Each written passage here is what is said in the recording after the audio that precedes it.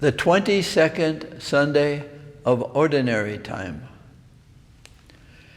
The three readings in the Eucharistic liturgy for this day are very helpful and united, similar thoughts. We have Jeremiah, who has had a bad time of it. He's having a bad complaining day. And he says, I've been duped. You duped me, and I let myself be duped.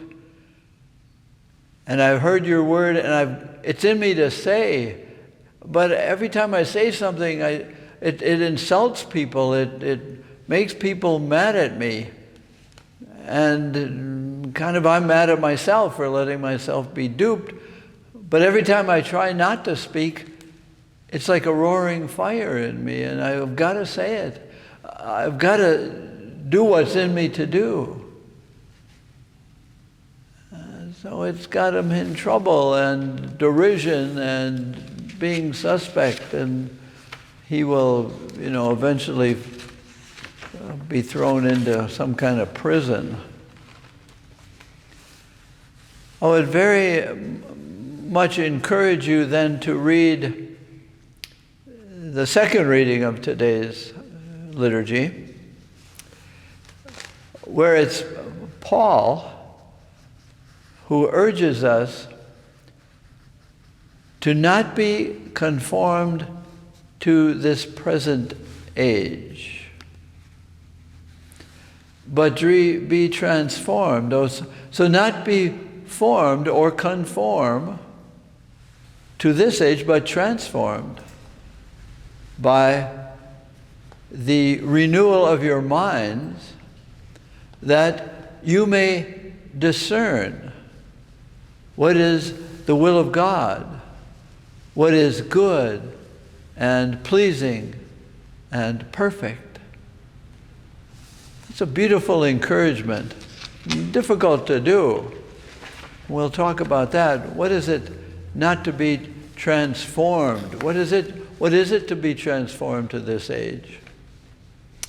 But then we have the gospel, and such a beautiful gospel, because there's a conflict, not within Jesus like there is in Jeremiah, but a conflict between Peter, who really loves Jesus, wants to follow him.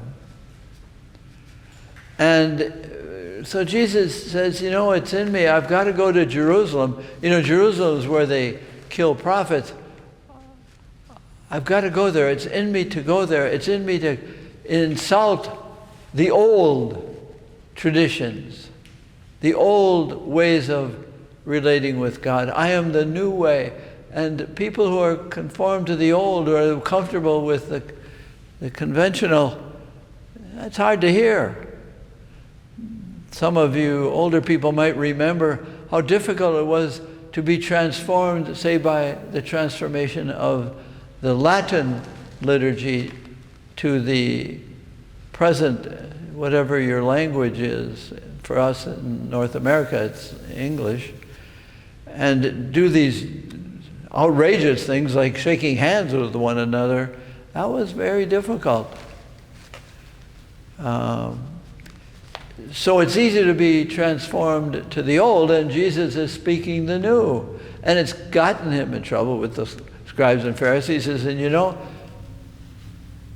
because I was who I was and am who I am, I'm an insult to their ways, and they're going to kill me. I know they're going to kill me. But I'll rise again. And Peter takes him aside, he says, let's have a talk about this. God forbid that you would do that. That's crazy. We're getting followers, we're getting converts. We can be very fruitful, and you're going to die? And Jesus turns to him and says, you're a tempter. I'm familiar with the tempter, and you are like the tempter. You are a Satan. You are asking me to be disloyal to the God who sent me to myself. It's in me to do, Peter. And then Peter says, well, We'll all go. We'll do it together. And Jesus says, those who are transformed to the ways of this world, they like the success now and the self-establishment, the celebration of their egos. But those who are interested, those who be transformed through discernment, through trying to find out what is good, not just for me, but what is good for me to be who I am. Maybe that's what discernment is. Who am I really? What's inside me to do? And to do that, no matter what the consequences are. And as we know, commitment has consequences. The commitment to being the gift that I am, I will know that it will not always be received. But it's good to do. And so Paul writing to the Romans and saying, ponder and discern what is good, what is right, what is pleasing, not just to God, but what is in you that says, yes, I'm doing what I am. But we know the ways of this age, what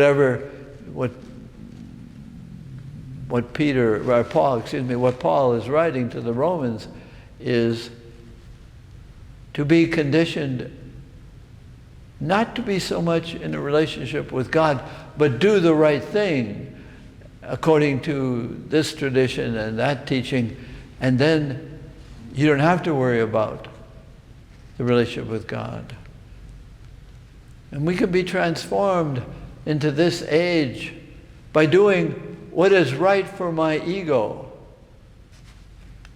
what is convenient, what is short term, right now, today, is really good. Tomorrow, don't worry about the consequences because there's not a commitment.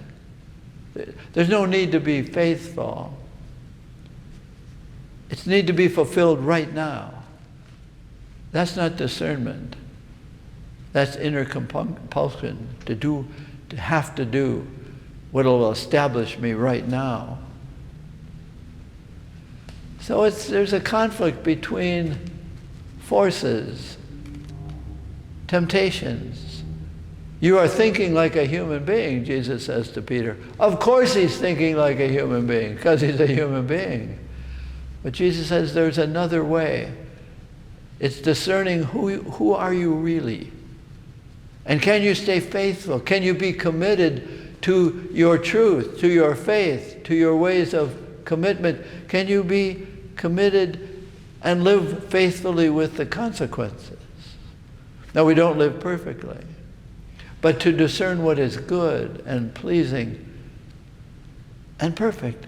Perfect because it's a reflection of the perfection of God and the perfection of Jesus, who stayed faithful no matter what the consequences, even to his death. And there is a consequence to our decisions, to being not bound to the ways of this culture, our age. So it's good to know how tempted we are to the ways of this age. And we are, because we're human beings.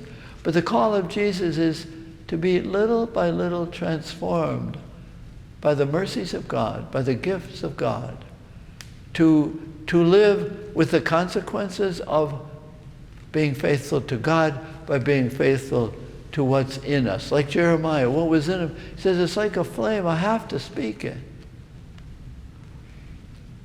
I know people here at the university who teach the areas of Christian, Catholic social teaching, and it's not popular. And they get criticized and challenged.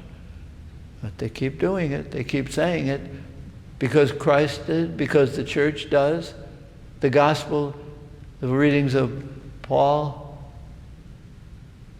they urge us and urge them, keep teaching. Even though some students drop the course, that's too hard, it's too much of a transformational challenge. They keep doing it, as Jeremiah did, as Paul did, as Jesus did, and eventually does Peter. Eventually. So we dabble, perhaps, in the ways of this culture, but we pray and we attend the Eucharist and we ponder. What is in you that's got to be expressed? What is good in you? What is good in me? I have to say this. I have to live this. I have to let this be seen. And I might be afraid of the consequences. But fear will not make me unfaithful. It's an invitation. So we receive the comfort of the Eucharist and its challenge. The comfort of the gospel. To not always be transfixed by our egos, our human ways, but little by little, patiently be transformed through discernment to fidelity.